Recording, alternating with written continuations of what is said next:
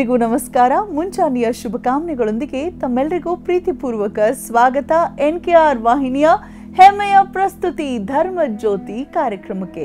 ಪ್ರತಿದಿನದಂತೆ ತಮ್ಮೆಲ್ಲರನ್ನ ಪ್ರೀತಿಯಿಂದ ಸ್ವಾಗತಿಸ್ತಾ ಇದ್ದೀನಿ. ನಾನು ದಿವ್ಯಾ ಆಲೂರ್. ಬನ್ನಿ ಗುರುಗಳು, ಇವತ್ತು ಗುರುವಾರ ಯಾವೆಲ್ಲ ವಿಶೇಷವಾದ ವಿಚಾರವನ್ನ ನಮಗೆ ತಿಳಿಸ್ತಾ ಇದ್ದಾರೆ ಕೇಳೇ ಬಿಡೋಣ. ಮೊದಲಿಗೆ ಸ್ವಾಗತಿಸೋಣ.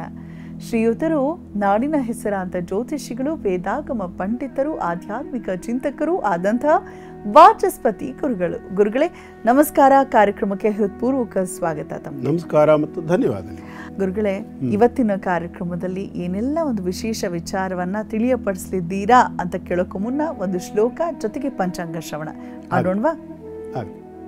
ಓಂ ಶ್ರೀನಾಥಾದಿಗುರುತ್ರಯಂ ಗಣಪತಿಂ ಪೀಠತ್ರಯಂ ಭೈರವಂ ಸಿದ್ಧೌಘಂ ಮೊಟುಕತ್ರಯಂ ಪದಯುಗಂ ದೂತಿಕ್ರಮಂ ಮಂಡಲಂ ವೀರಾನ್ವೆಷ್ಟಚತುಷ್ಕಷಷ್ಟಿನವಕಂ ವೀರಾವಲಿ ಪಂಚಕಂ ಶ್ರೀಮನ್ಮಾಲಿನಿ ಮಂತ್ರರಾಜಸಹಿತಂ ವಂದೇ ಗುರೋರ್ಮಂಡಲಂ. ನಮಃ ಶಾಂತಾಯ ದಿವ್ಯಾಯ ಸತ್ಯಧರ್ಮಸ್ವರೂಪಿಣೆ ಸ್ವಾನಂದಾಮೃತತೃಪ್ತಾಯ ಶ್ರೀಧರಾಯ ನಮೋ ನಮಃ. ಇವತ್ತಿನ ಧರ್ಮಜ್ಯೋತಿ ಕಾರ್ಯಕ್ರಮಕ್ಕೆ ನಮ್ಮೆಲ್ಲ ಪ್ರೀತಿಯ ವೀಕ್ಷಕರಿಗೆ ಸ್ವಾಗತವನ್ನು ಕೋರ್ತಾ, ಹಾಗೆಯೇ ಯಾರ್ಯಾರು ಈ ಒಂದು ಅಕ್ಟೋಬರ್ ತಿಂಗಳ 9ನೇ ತಾರೀಕಿನ ದಿವಸ ಹುಟ್ಟಿದ ಹಬ್ಬ, ವಿವಾಹ ವಾರ್ಷಿಕೋತ್ಸವಾದಿ ಮಂಗಳಾಚರಣೆಯಲ್ಲಿದ್ದೀರಾ, ನಿಮಗೆಲ್ಲರಿಗೂ ಕೂಡ ಶುಭಾಶಯಗಳನ್ನು ಸಲ್ಲಿಸ್ತಾ, ನಿಮ್ಮೆಲ್ಲರ ಇಷ್ಟಾರ್ಥಗಳನ್ನು ಭಗವಂತ ಈಡೇರಿಸಲಿ ಅಂತ ಹೇಳಿ ಅವನನ್ನು ಪ್ರಾರ್ಥನೆ ಮಾಡ್ತಾ ಮೊದಲು ಇವತ್ತಿನ ಪಂಚಾಂಗದ ಕಡೆ ಗಮನ ಹರಿಸೋಣ. ಇವತ್ತು ಸ್ವಸ್ತಿ ಶ್ರೀ ವಿಶ್ವಾವಸುನಾಮ ಸಂವತ್ಸರದ ದಕ್ಷಿಣಾಯನ ಶರದ್ ಋತು ಆಶ್ವೀಜ ಮಾಸದ ಕೃಷ್ಣ ಪಕ್ಷದ ತೃತೀಯ ಅಥವಾ ತದಿಗೆ ದಿನ ಗುರುವಾರ. ಇವತ್ತು ಭರಣಿ ನಕ್ಷತ್ರ, ಮೇಷರಾಶಿಯಲ್ಲಿ ಚಂದ್ರನ ಸಂಚಾರ ಇದೆ. ವಜ್ರನಾಮಕವಾಗಿರತಕ್ಕಂಥ ಯೋಗ, ಹಾಗೆ ವಣಿಕ್ ಅನ್ನುವಂಥ ಕರ್ಣ ಇರತಕ್ಕಂಥದ್ದು ಇವತ್ತು ಪಂಚಾಂಗವಾದರೆ, ಗ್ರಹಸ್ಥಿತಿ ಹೇಗಿದೆ ಅಂತ ನೋಡೋಣ. ಗ್ರಹಸ್ಥಿತಿ ಮೇಷರಾಶಿಯಲ್ಲಿ ಚಂದ್ರ, ವೃಷಭದಲ್ಲಿ ಯಾವುದೇ ಗ್ರಹ ಇಲ್ಲ, ಮಿಥುನದಲ್ಲಿ ಗುರು, ಕರ್ಕಾಟಕದಲ್ಲಿ ಯಾವುದೇ ಗ್ರಹ ಇಲ್ಲ, ಸಿಂಹರಾಶಿಯಲ್ಲಿ ಶುಕ್ರ ಕೇತು, ಕನ್ಯಾ ರಾಶಿಯಲ್ಲಿ ರವಿ, ಹಾಗೆಯೇ ತುಲಾರಾಶಿಯಲ್ಲಿ ಬುಧ ಮತ್ತು ಮಂಗಳರು, ವೃಶ್ಚಿಕ, ಧನು, ಮಕರ 3 ರಾಶಿಯಲ್ಲೂ ಯಾವುದೇ ಗ್ರಹ ಸಂಚಾರ ಇಲ್ಲ. ಹಾಗೆ ಕುಂಭರಾಶಿಯಲ್ಲಿ ರಾಹು ಮತ್ತು ಮೀನ ರಾಶಿಯಲ್ಲಿ ಶನೇಶ್ವರ ಇರತಕ್ಕಂಥದ್ದು ಇದು ಇವತ್ತಿನ ಗ್ರಹ ಸ್ಥಿತಿ. ವೀಕ್ಷಕರೇ, ಈಗ ಪ್ರಾರಂಭ ಮಾಡೋಣ ದಿನ ಭವಿಷ್ಯ ವಿಭಾಗವನ್ನು.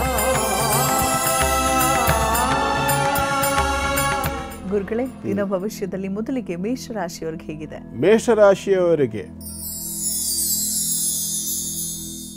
ಇವತ್ತಿನ ದಿನ ತಕ್ಕ ಮಟ್ಟಿಗೆ ಉತ್ತಮವಾಗಿದೆ. ಚತುರ್ಥಾಧಿಪತಿ ರಾಶಿಗೆ ಬಂದು ರಾಶ್ಯಾಧಿಪತಿಯ ಮತ್ತು ತೃತೀಯ ಷಷ್ಠಾಧಿಪತಿಯ ದೃಷ್ಟಿಯನ್ನು ಹೊಂತಾನೆ. ಶಶಿಮಂಗಳ ಯೋಗ ಆಂಶಿಕವಾಗಿರತಕ್ಕಂತಹ, ಕೌಟುಂಬಿಕವಾಗಿರತಕ್ಕಂತಹ ಉತ್ತಮವಾದಂಥ ಒಂದು ದಿನ. ಸುಖ, ಶಾಂತಿ, ನೆಮ್ಮದಿಗಳಿಗೆ ಇವತ್ತಿನ ದಿನ ಬಹಳ ಚೆನ್ನಾಗಿದೆ. ಹಾಗಾಗಿ ಕೆಲಸ ಕಾರ್ಯಗಳನ್ನು ಮಾಡುವುದರ ಜೊತೆಯಲ್ಲಿ ಲಕ್ಷ್ಮೀ ಗಣಪತಿಯ ಉಪಾಸನೆ ಇವತ್ತು ಬೇಕಾಗ್ತದೆ. ಅಂದರೆ ಲಕ್ಷ್ಮಿ ಮತ್ತು ಗಣಪತಿ ಎರಡರ ಪ್ರತ್ಯೇಕವಾಗಿರತಕ್ಕಂಥ ಉಪಾಸನೆ, ಎರಡೂ ಉಪಾಸನೆಯನ್ನು ಮಾಡಿಕೊಳ್ತಕ್ಕಂಥದ್ದು ಬಹಳ ಸೂಕ್ತ. ಇದರಿಂದ ಸಾಕಷ್ಟು ಉತ್ತಮವಾದಂಥ ಫಲಗಳು ನಿಮ್ಮದಾಗುತ್ತೆ. ಮುಂದಿಂದು ವೃಷಭ ರಾಶಿ. ವೃಷಭ ರಾಶಿಯವರಿಗೆ ಇವತ್ತಿನ ದಿನ ಸ್ವಲ್ಪ ಮಟ್ಟಿಗೆ ಬೇಸರದಿಂದ ಆರಂಭವಾಗ್ತಾ ನಂತರದಲ್ಲಿ ವಿಶೇಷವಾಗಿ ಸಮಾಧಾನದ ಕಡೆಗೆ ಹೊರಡತಕ್ಕಂಥ ಅವಕಾಶ ಇದೆ. ಚಿಂತೆ ಮಾಡುವಂಥ ಅನಿವಾರ್ಯತೆ ಕಾಣಿಸೋದಿಲ್ಲ. ಕಾರಣ ಏನು ಅಂತಂದರೆ, ತೃತೀಯಾಧಿಪತಿಯಾಗಿ ಆ ವ್ಯಯಾಧಿಪತಿಯಾದ ಮತ್ತು ಸಪ್ತಮಾಧಿಪತಿಯಾದ ಮಂಗಳನ ದೃಷ್ಟಿ, ಜೊತೆಯಲ್ಲಿ ಪಂಚಮಾಧಿಪತಿಯಾದ ಬುಧನ ದೃಷ್ಟಿ ಚಂದ್ರನಿಗಿದೆ. ಬುಧ ಪ್ರಿಯತಮ ಅವನಿಗೆ. ಹಾಗಾಗಿ ಚಂದ್ರನಿಗೆ ಬುಧನ ದೃಷ್ಟಿ ಅಂತಕ್ಕಂಥದ್ದು ಬಿದ್ದಾಗ ಬಹಳ ಸಂತುಷ್ಟನಾಗ್ತಾನೆ ಅಂತ ಹೇಳುತ್ತೆ. ಹಾಗಾಗಿ ಇವತ್ತು ಆರಂಭಿಕ ಹಂತದಲ್ಲಿ ಸ್ವಲ್ಪ ವೀಕ್ ಅಂತ ಅನಿಸಿದ್ರು, ಮನಸ್ಸು ಸ್ವಲ್ಪ ಯಾಕೋ ಇವತ್ತು ಉಲ್ಲಾಸ ಉತ್ಸಾಹಗಳಿಲ್ಲ ಅಂತ ಅನಿಸಿದ್ರು ಕೂಡ ಆ ನಂತರದಲ್ಲಿ ಅದು ಸ್ವಲ್ಪ ಸ್ವಲ್ಪವಾಗಿ ಮೇಲೆ ಹತ್ತತಕ್ಕಂಥ ಅವಕಾಶಗಳು ಕಾಣಿಸುತ್ತೆ. ಸ್ವಲ್ಪ ಮನಸ್ಸು ನಿರಾಳವಾಗ್ತಕ್ಕಂಥ ಅವಕಾಶ ಕಾಣಿಸುತ್ತೆ. ಈ ವಿಚಾರಕ್ಕೆ ಸಂಬಂಧಪಟ್ಟು ಮುಖ್ಯವಾಗಿ ಇವತ್ತು ಬುಧಚಂದ್ರ ಯೋಗದ ಒಂದು ನಿವೃತ್ತಿಗೋಸ್ಕರವಾಗಿ ಮಹಾವಿಷ್ಣುವನ್ನು ಆರಾಧನೆ ಮಾಡಿಕೊಳ್ಳಿ, ಶುಭವಾಗಲಿ. ಮುಂದಿಂದು ಮಿಥುನ ರಾಶಿ.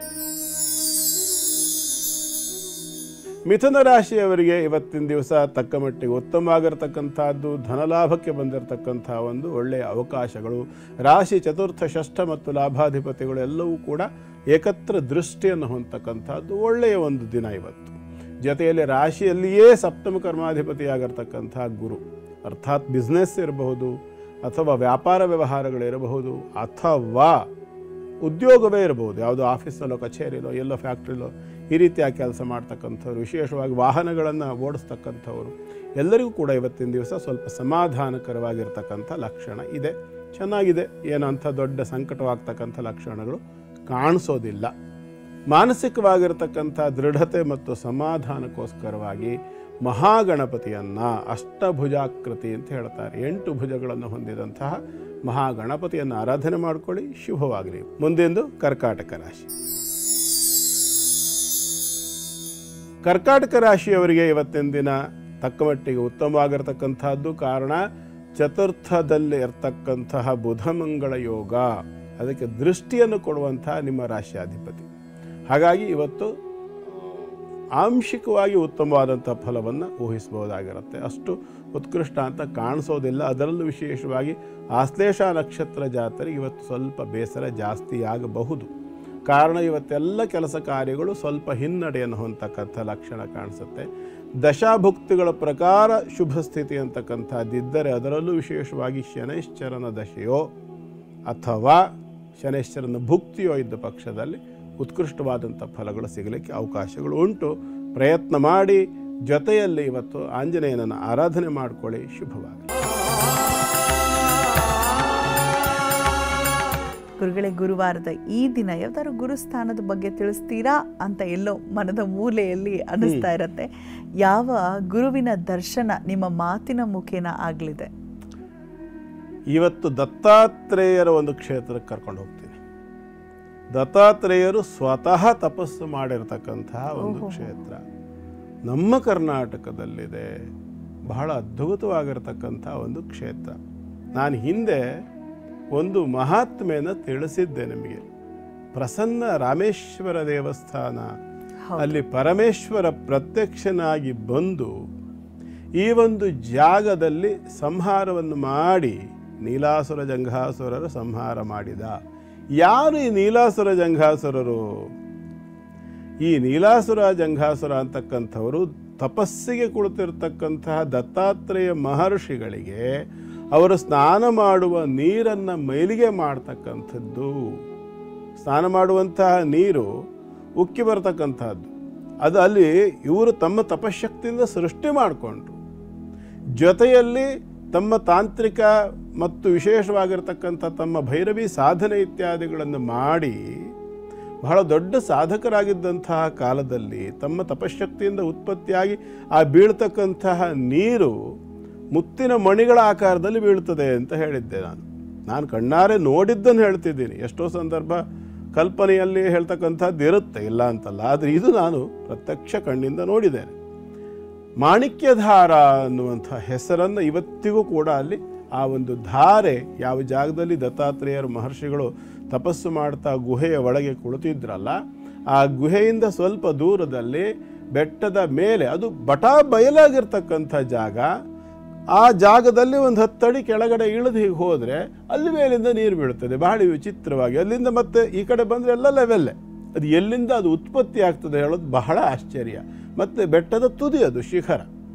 ಇಲ್ಲಿ ಯೋಚನೆ ಮಾಡಿ, ಯಾವುದಾದ್ರೂ ಒಂದು ಬೆಟ್ಟದಲ್ಲಿ ಧಾರೆ ಬೀಳುತ್ತದೆ ಹೇಳಿ ಆದರೆ ಮೇಲೆಲ್ಲೋ ಒಂದು ಕಡೆಯಲ್ಲಿ ಅದಕ್ಕೆ ಉಗಮ ಸ್ಥಾನ ಅಂತಕ್ಕಂಥದ್ದೆಲ್ಲೋ ಇರುತ್ತೆ.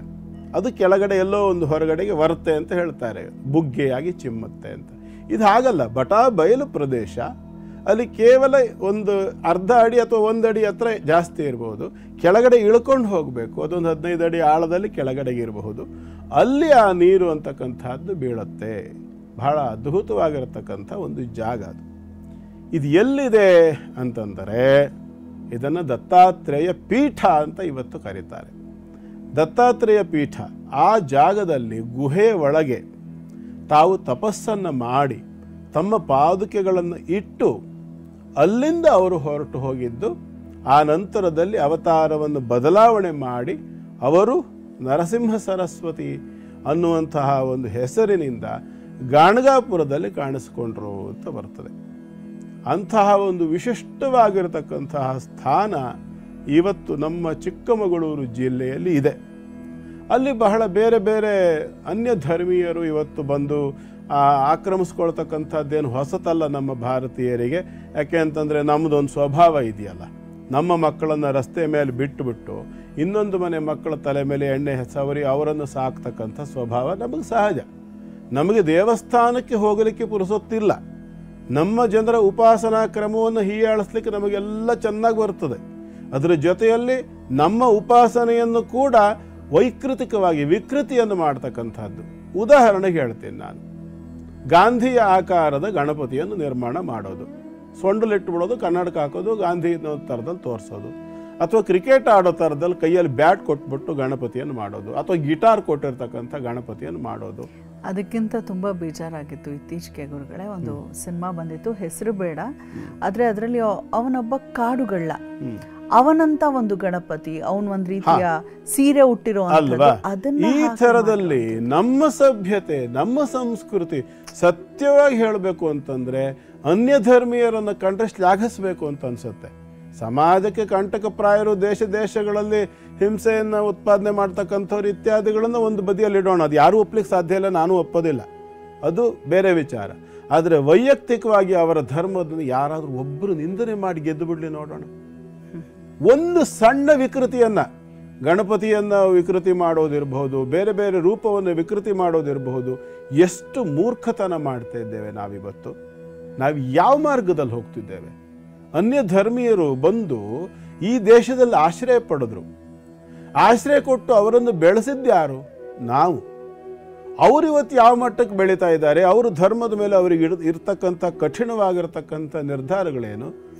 ಭಿನ್ನಾಭಿಪ್ರಾಯಗಳು ಏನೇ ಇದ್ರೂ ಕೂಡ ಧರ್ಮಾಂಧತೆ ಬೇರೆ, ಮತಾಂಧತೆ ಧರ್ಮ ಅಂದಾಗ ಒಂದಾಗುವಂತ ಪರಿ ನಮ್ಮಲ್ಲಿ ಇನ್ನೂ ಬರ್ತಾ ಅಲ್ವಾ.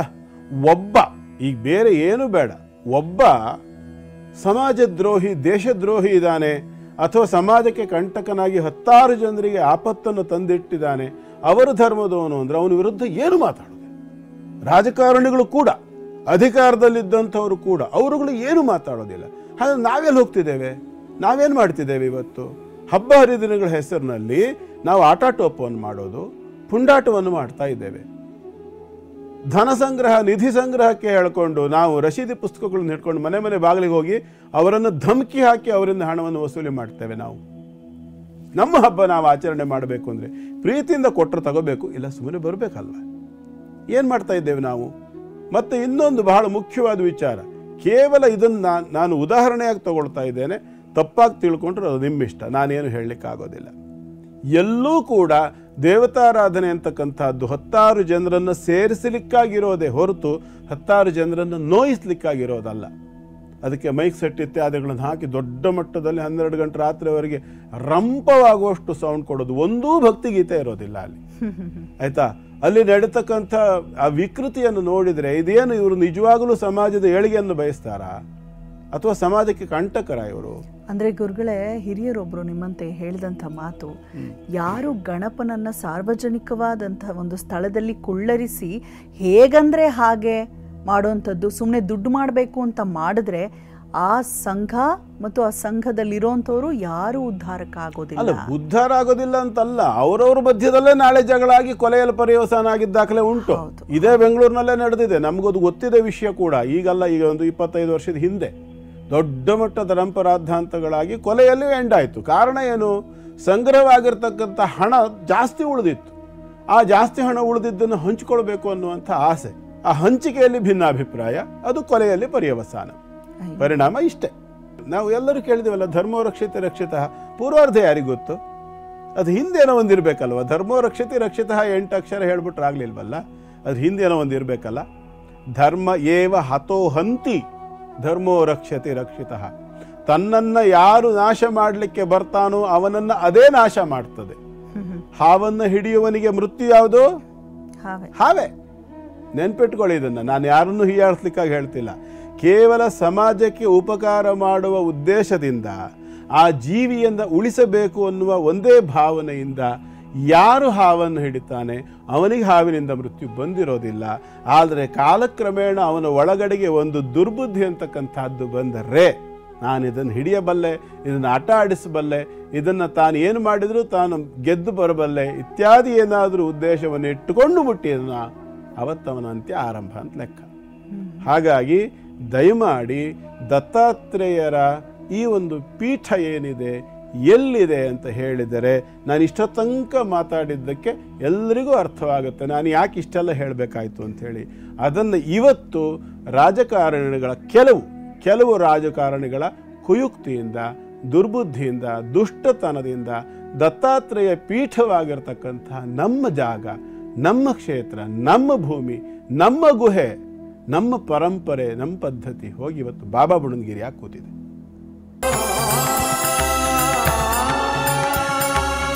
ಗುರುಗಳೇ, ನಾವು ದೇವಸ್ಥಾನಗಳಿಗೆ ಹೋದಾಗ ನಮಗೆ ಒಂದು ಪ್ರಸಾದದ ರೂಪದಲ್ಲಿ ಕೆಲವೊಮ್ಮೆ ದೊನ್ನೆಯಲ್ಲಿ ಮಾಡಿದಂಥ ನೈವೇದ್ಯವನ್ನು ಕೊಡಲಾಗತ್ತೆ, ಅದನ್ನು ಅಲ್ಲಲ್ಲೇ ತಿಂತಾರೆ, ಅದು ಓಕೆ.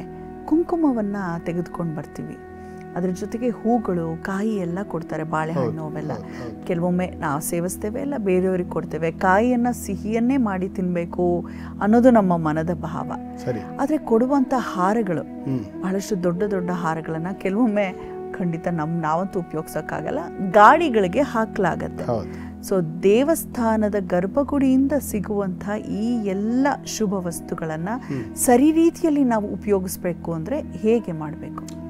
ಇದರಲ್ಲಿ ಬಹಳ ಸುಲಭವಾಗಿ ಕೆಲವಷ್ಟು ವಿಚಾರಗಳನ್ನು ಹೇಳ್ತೀನಿ. ಮೊದಲನೇದಾಗಿ ತಿನ್ನುವಂತಹ ವಸ್ತುಗಳನ್ನು ತಿಂದು ಹಾಕ್ತೇವೆ, ಖಾಲಿ ಮಾಡ್ತೇವೆ. ತೀರ್ಥವಾದರೆ ಏನು ಮಾಡ್ತೇವೆ? ಕುಡಿತೇವೆ. ಒಟ್ಟಾರೆ ತೀರ್ಥ ಮತ್ತು ಕುಂಕುಮ, ಗಂಧ ಇತ್ಯಾದಿ ಪ್ರಸಾದಗಳನ್ನೆಲ್ಲ ನಾವು ಸ್ವೀಕಾರ ಮಾಡ್ತೇವೆ, ಹಚ್ಕೊಳ್ತೇವೆ. ಹೀಗೇನೋ ಒಂದು ಮಾಡಿ ಅಂತೂ ಕುಂಕುಮ ಖರ್ಚಾಗೋಲ್ಲಿವರೆ ಡೈಲಿ ಹಚ್ಕೋಬೋದಲ್ಲ, ಎತ್ತಿಡ್ಲಿಕ್ಕೆ ಬರ್ತದೆ. ಹಾರ ಕೊಡ್ತಾರೆ, ಏನು ಮಾಡಬೇಕು? ಪ್ರಸಾದ 1-2 ಹೂವು ಆದರೆ, ಈಗ ಗಂಡಸರಿಗೆ ಪಾಪ ಕಿವಿ ಮೇಲೆ ಹೂವು ಇಟ್ಕೊಳ್ಳೋದು ಅಂತ ಹೇಳ್ತಾರಲ್ಲ, ಕಿವಿ ಮೇಲೆ ಇಟ್ಕೊಂಡು, ತಲೆ ಮೇಲೆ ಇಟ್ಕೊಂಡು, ಈಗ ನಮ್ಮಂಥವ್ರಾದರೆ ಜುಟ್ಟಿಗೆ ಇಟ್ಕೊಳ್ತೇವೆ. ಹೀಗೆ ನಡೀತದೆ. ನಮಗೂ ಎಷ್ಟೋ ಸಂದರ್ಭ ಇದು ಸಮಸ್ಯೆ ಆಗಿದೆ. ನೀವು ಕೇಳಿದ್ದು ನಿಮಗೂ ಆಗಿರುತ್ತೆ. ಯಾಕೆಂದರೆ ಎಲ್ಲೋ ಒಂದು ಕ್ಷೇತ್ರಕ್ಕೆ ಹೋಗಿರ್ತೇವೆ, ಯಾವುದೋ ಒಂದು ಕಾರ್ಯಕ್ರಮದಲ್ಲಿ ನಮಗೆ ಒಂದು ಸನ್ಮಾನವೋ ಅಥವಾ ಪ್ರಸಾದ ರೂಪವಾಗಿಯೋ ದೇವರ ಮೇಲೆ ಹಾಕಿರ್ತಕ್ಕಂಥ ಹಾರಗಳನ್ನು ಕೊಡ್ತಾರೆ. ಆ ಹಾರಗಳನ್ನು ತಗೊಂಡು ಬಂದು ನಾವೇನು ಮಾಡಬೇಕು, ಎಲ್ಲಿಗೆ ಹಾಕಬಹುದು? ಇಲ್ಲಿ ನೋಡಿ, ನಾನು ಹಿಂದೆ ಒಂದು ಸಂಚಿಕೆಯಲ್ಲಿ ಹೇಳಿದ್ದೆ, ದೇವತಾ ವಿಗ್ರಹ ಅಂದರೆ ಏನು? ಪ್ರಕೃತಿಯಲ್ಲಿರ್ತಕ್ಕಂಥ ದೈವೀ ಚೈತನ್ಯವನ್ನು ಗ್ರಹಿಸಿ ವಿಸ್ತಾರವಾಗಿ ಪ್ರಪಂಚಕ್ಕೆ ಕೊಡ್ತಕ್ಕಂಥ ಒಂದು ಟ್ರಾನ್ಸ್ಮಿಟರ್ ಮಾಡುವಂಥ ಕೆಲಸವನ್ನು ಆ ದೈವಿಕವಾಗಿರ್ತಕ್ಕಂಥ ವಿಗ್ರಹ ಮಾಡ್ತಾ ಇರುತ್ತೆ. ಹಾಗಾಗಿ ಅದಕ್ಕೆ ಸಮರ್ಪಿತವಾಗಿರ್ತಕ್ಕಂಥ ಅಥವಾ ಅದರ ಮೇಲೆ ಇಟ್ಟಿರ್ತಕ್ಕಂತಹ ಆರ್ದ್ರತೆ ಇರುವ ಅಥವಾ ಶಕ್ತಿಯನ್ನು ಹೀರುವ ಸಾಮರ್ಥ್ಯ ಇರುವ ಯಾವುದೇ ವಸ್ತು, ಅದು ಹೂವಿರಬಹುದು, ಹಣ್ಣುಗಳಿರಬಹುದು, ಅರ್ಪಿತವಾಗಿರ್ತಕ್ಕಂತಹ ಕುಂಕುಮ ಇರಬಹುದು, ಅಭಿಷೇಕಕ್ಕೆ ಬಳಸಿದ ಪಂಚಾಮೃತ, ನೀರು, ತೀರ್ಥ ಇತ್ಯಾದಿಗಳಿರಬಹುದು, ತುಳಸಿ ಪತ್ರಗಳಿರಬಹುದು, ಎಲ್ಲದರಲ್ಲೂ ಕೂಡ ಆ ದೈವಿ ಚೈತನ್ಯದ ಸ್ವಲ್ಪ ಅಂಶ ಅಂತಕ್ಕಂಥದ್ದು ಇದ್ದೇ ಇರುತ್ತೆ. ಅದನ್ನು ನಮಗೆ ಹಾಕಿದ್ರು ನಮ್ಮ ಶರೀರಕ್ಕೆ ಸ್ಪರ್ಶವಾಯಿತು ಅಂತಂದರೆ, ಇನ್ನೊಂದು ನಾವು ಪೂಜನೀಯವಾಗಿ ನೋಡ್ತಕ್ಕಂತಹ ವಸ್ತುವಿಗೆ ಅದನ್ನು ಹಾಕ್ತಕ್ಕಂತಹದ್ದು ತಪ್ಪು. ಪೂಜನೀಯವಾಗಿ ನಾವು ನೋಡುವಂಥ ವಸ್ತುಗಳಿಗೆ ಹಾಕ್ಲಿಕ್ಕೆ ಬರೋದಿಲ್ಲ ಅದನ್ನು. ಹಾಗಾಗಿ ನಾವು ಧಾರಣೆ ಮಾಡಿರ್ತಕ್ಕಂಥ ಆ ಒಂದು ಪುಷ್ಪ ಮಾಲಿಕೆ ಅಂತಕ್ಕಂಥದ್ದು ವಾಹನಕ್ಕೋ, ಕೆಲವರ ಮನೆಯಲ್ಲಿ ಬಾಗಿಲಿಗೆ ತೊಗೊಂಡೋಗಿ ನೇತು ಹಾಕೋದು ಇತ್ಯಾದಿಗಳನ್ನೆಲ್ಲ ಮಾಡ್ತೇವೆ. ಹಾಗೆ ಮಾಡಲಿಕ್ಕೆ ಬರೋದಿಲ್ಲ. ನೆನ್ಪಿಟ್ಕೊಳ್ಳಿ, ನಿಮ್ಮ ಅಥವಾ ನನ್ನ ಕುತ್ತಿಗೆ ಹಾಕಿರ್ತಕ್ಕಂಥ ಮಾಲೆಯನ್ನು ನಾನು ಓಡಾಡುವ ವಾಹನಕ್ಕೆ ಹಾಕ್ತಕ್ಕಂಥದ್ದಲ್ಲ. ಯಾಕೆ ಅಂತಂದರೆ, ವಾಹನದಲ್ಲಿ ಶಕ್ತಿ ಸಂಚಾರ ಅಂತಕ್ಕಂಥದ್ದು ಆಗ್ತಾ ಇರುತ್ತೆ. ಮತ್ತು ಆ ವಾಹನವನ್ನು ನಾವು ತಂದು ಮೊದಲನೇ ಬಾರಿಗೆ ಒಂದು ದೇವಸ್ಥಾನದಲ್ಲಿ ಪೂಜೆಯನ್ನು ಮಾಡಿಸುವ ಸಂದರ್ಭ, ಹೆಚ್ಚಾಗಿ ವಾಹನ ತಂದವರು ನಾವು, ವಿಶೇಷವಾಗಿ ಸನಾತನಿಗಳು, ಯಾವುದಾದ್ರೂ ಒಂದು ದೇವಸ್ಥಾನದ ಬುಡದಲ್ಲಿ ನಿಲ್ಲಿಸಿ ಅದಕ್ಕೆ ಪೂಜೆಯನ್ನು ಮಾಡಿಸ್ಕೊಂಡು ಬರ್ತೇವೆ. ಯಾಕೆ ಅಂತಂದರೆ, ಆ ಒಂದು ವಾಹನದಲ್ಲಿರ್ತಕ್ಕಂಥ ಶಕ್ತಿಯನ್ನು, ಯಂತ್ರದ ದೇವತೆಯನ್ನು ದುರ್ಗಾ ಅಂತ ಕರಿಬೇಕು ಅಥವಾ ಲಕ್ಷ್ಮಿ ಅಂತ ಕರಿತೇವೆ. ವಾಹನ ಸಂಪತ್ತು, ಅದು ನಮಗೊಂದು ಅಲ್ವಾ? ಧನ, ಕನಕ, ವಸ್ತು, ವಾಹನ ಅಂತ ಹೇಳ್ತೇವೆ. ಹಾಗಾಗಿ ವಾಹನ ಅಂತಕ್ಕಂಥದ್ದು ನಮಗಿರ್ತಕ್ಕಂಥ ಒಂದು ಸಂಪತ್ತು. ಸಂಪತ್ತಿನ ದೇವತೆ ಲಕ್ಷ್ಮಿ. ಅದು ಒಂದೋ ಅದರ ಒಳಗಡೆಗೆ ಶಕ್ತಿ ರೂಪವಾಗಿರ್ತಕ್ಕಂಥದ್ದು, ಎಂಜಿನ್ನಲ್ಲಿ ಒಂದು CC ಪವರ್ ಅಂತ ಇರ್ತದೆಯಲ್ಲ, ಅದು ಶಕ್ತಿ ರೂಪ. ಅದು ನಮಗೆ ಸಂಪತ್ತು, ಸಂಪತ್ತಿನ ಶಕ್ತಿ ರೂಪ ಮಹಾಲಕ್ಷ್ಮಿ. ಹಾಗಾಗಿ ಮಹಾಲಕ್ಷ್ಮಿ ಸ್ವರೂಪವಾಗಿ ನಮ್ಮ ವಾಹನವನ್ನು ನಾವು ನೋಡುವುದಾದರೆ, ನಾವು ಹಾಕ್ಕೊಂಡಿರ್ತಕ್ಕಂಥದ್ದು ಅದು ದೇವಸ್ಥಾನದ ಪ್ರಸಾದ, ಅದನ್ನು ತೊಗೊಂಬಂದ್ರಿ ಹಾಗೆ ನೀವು ವಾಹನಕ್ಕೆ ಹಾಕಿದರೆ ಸಮಾನ ಅದು. ಹಾಗಾಗಿ ಆಗ ಅಲ್ಲಿ ದೋಷ ಬರೋದಿಲ್ಲ. ಪ್ರಸಾದ ನಿಮ್ಮ ಕೈ ಕೊಟ್ಬಿಟ್ಟಿದ್ದಾರೆ, ತುಂಬ ದೊಡ್ಡ ಹಾರಗಿರ ಇತ್ಯಾದಿಗಳೆಲ್ಲ ಇದೆ, ತಂದು ಹಾಕಿ, ವಾಹನಕ್ಕೆ ಹಾಕಿ, ಅಥವಾ ನಿಮ್ಮ ಮನೆಯ ಪೂಜೆ ಬಾಗಿಲಿನ ಮೇಲೋ ಅಥವಾ ಯಾವುದೋ ಒಂದು ಬಾಗಿಲಿನ ಮೇಲೋ ಅಲಂಕಾರಿಕವಾಗಿ ತೋಮಾಲೆ ಥರದಲ್ಲಿ ಇಳಿಸ್ಬಿಡಿ, ಅದರಲ್ಲಿ ಏನೂ ತಪ್ಪಿಲ್ಲ. ಆದರೆ ನಾವು ಧಾರಣೆ ಮಾಡಿದಾಗ ಏನಾಗ್ತದೆ, ನಮ್ಮ ಶರೀರಕ್ಕೆ ಆ ಪುಷ್ಪಗಳ ಸ್ಪರ್ಶ ಅಂತಕ್ಕಂಥದ್ದಾಗತ್ತೆ, ಟಚ್ ಆಗುತ್ತೆ.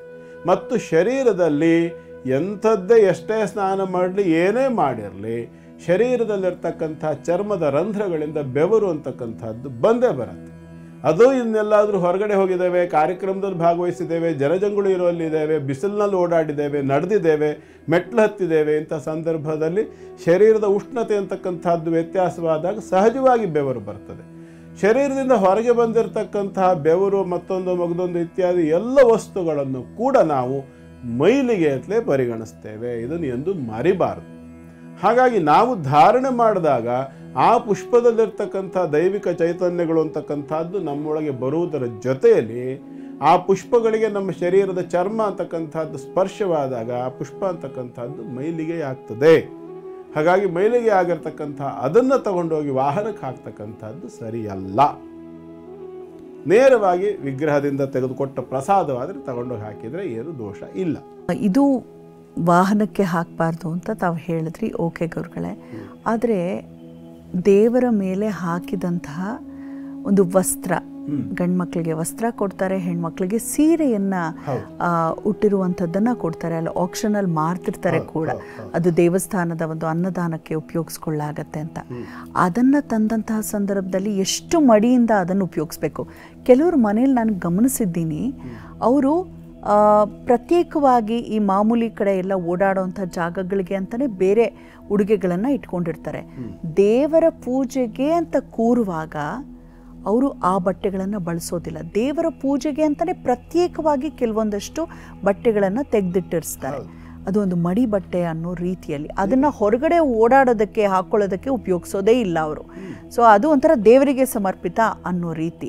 ಮತ್ತು ದೇವರಿಗೆ ಹಾಕೋದಕ್ಕಂತಾನೆ ಪ್ರತ್ಯೇಕ ಒಡವೆಗಳನ್ನು ಇಟ್ಟಿರ್ತಾರೆ ಅವರು. ಇವ್ರು ಧರಿಸೋದಕ್ಕೆಲ್ಲ ದೇವರಿಗೆ ಮಾತ್ರ, ಅಂದರೆ ಅವರಿಗೆ ಒಂದು ಸಾಮರ್ಥ್ಯ ಇದ್ದಂಥವ್ರು ಮಾಡಿಸಿಟ್ಟಿರ್ತಾರೆ. ಇದ್ರ ಬಗ್ಗೆ ನಿಮ್ಮ ಮಾತೇನು ಗುರುಜಿ? ಮಡಿ ಅನ್ನೋ ಪಾಯಿಂಟ್ ಅನ್ನು ನೀವು ಹೇಳಿದ್ರಿ ಮೊದಲು. ಮಡಿ ಅಂತಂದ್ರೆ ಶುದ್ಧ ಅಂತ ಅರ್ಥ. ಹಾಗಾಗಿ ಅದರಲ್ಲಿ ಮಡಿಯ ಕಾನ್ಸೆಪ್ಟ್ ಸ್ವಲ್ಪ ನಮ್ಮಲ್ಲಿ ಇವತ್ತು ಅಡ್ಡದಾರಿ ಹಿಡಿದಿದೆ. ಯಾಕೆ ಅಂತಂದರೆ ಮಡಿ ಬಟ್ಟೆ ಅಂದರೆ ತೊಳೆದು ಒಣಗಿಸ್ಕೊಂಡಿರಬೇಕು, ಆಮೇಲೆ ಅದನ್ನು ಬೇಕಾದ್ರೆ 6 ತಿಂಗಳು ಉಡ್ಬೋದು, ತೊಂದರೆ ಇಲ್ಲ. ಯಾಕೆಂದರೆ ಇವತ್ತು ಉಟ್ಟ, ಬಿಚ್ಚಿದ, ಮಡಚಿದ, ರೋಲ್ ಮಾಡ್ದ, ಇಟ್ಟ, ಮರುದಿವಸ ಮತ್ತೆ ಅದನ್ನೇ ಉಟ್ಟ, ಮತ್ತೆ ಇಟ್ಟ. ಹೀಗೆ ಮಾಡಿದರೆ ಬರುವಂಥದ್ದಲ್ಲ. ನಾ ಹೇಳಿದ್ದೀನಿ, ಶರೀರದಲ್ಲಿ ಬೆವರು ಬಂತು, ಬೆವರು ಸ್ಪರ್ಶ ಆಯಿತು ಅಂದರೆ ಯಾವುದಕ್ಕೆ ಬೆವರು ಸ್ಪರ್ಶವಾದರೂ ಅದು ಮೈಲಿಗೆ ಅಂತಲೇ. ಇದನ್ನು ಮರಿಬಾರ್ದು ನಾವು. ಹಾಗಾಗಿ ಅಂಥ ಸಂದರ್ಭದಲ್ಲಿ ತೊಳೆದು ಉಪಯೋಗಿಸ್ತಕ್ಕಂಥದ್ದು ಸರಿ ಆಯ್ತಲ್ಲ. ಇದು ಮೊದಲನೇ ವಿಚಾರ, ಮಡಿಯ ವಿಚಾರ. ಇನ್ನೊಂದು ವಿಚಾರ ಏನು ಕೇಳಿದ್ ನೀವು ಗುರುಗಳೇ? ಅದೇ ಆ ಒಂದು ದೇವರ ಮೇಲೆ ಹಾಕಿರುವಂಥ ವಸ್ತ್ರವನ್ನು ನಾವು ಉಪಯೋಗಿಸೋದಾದರೆ ಯಾವ ಸಂದರ್ಭಗಳಲ್ಲಿ ಉಪಯೋಗಿಸ್ಬೇಕು, ಉಪಯೋಗಿಸಬಾರ್ದು? ನಿಜವಾಗಿ ಹೇಳಬೇಕು ಅಂತಂದರೆ, ಪ್ರಸಾದ ರೂಪವಾಗಿ ಅದು ನೀವು ತಗೊಂಡ್ರಿ, ಅದನ್ನು ಧಾರಣೆ ಮಾಡಿದ್ರಿ ಅಂತಂದರೆ ನಮ್ಮ ಶರೀರಕ್ಕೆ ಸ್ಪರ್ಶವಾದ ನಂತರದಲ್ಲಿ ಅದು ದೈವಿಕವಾಗಿ ತೆಗೆದ ನಂತರ ಉಳಿಯಲ್ಲ. ನೆನ್ಪಿಟ್ಕೊಳ್ಳಿ, ವಿಗ್ರಹದ ಮೇಲೆ ನಾವು ಅದನ್ನು ಹಾಕಿರ್ತೇವೆ, ವಿಗ್ರಹದ ಮೇಲಿಂದ ತೆಕ್ಕೊಂಡು ಬಂದು ನಾವು ಅದನ್ನು ಉಟ್ಕೊಳ್ತೇವೆ.